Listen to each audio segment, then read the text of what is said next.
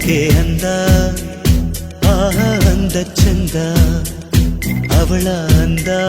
ಒಳಗೆ ಅಡಗಿರೋದ್ರಿಂದ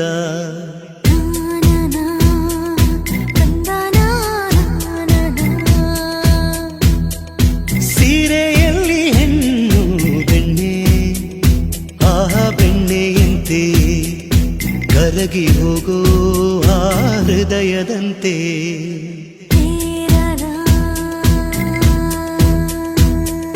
ಹಣೆಯಲ್ಲಿ ಸಿಂಧು ಅಂದದ ಬಂದು ಕಣ್ಣಲ್ಲಿ ಕಾಡಿಗೆ ರುಚಿಯಾದ ಅಡಿಗೆ ತಿಂದು ದೇಗೋ ಹೃದಯಕ್ಕೆ ಹೆಣ್ಣಿನ ಅಂದವೇ ಮದುವೆಯ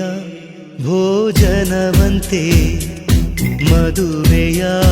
ಭೋಜನವಂತೆ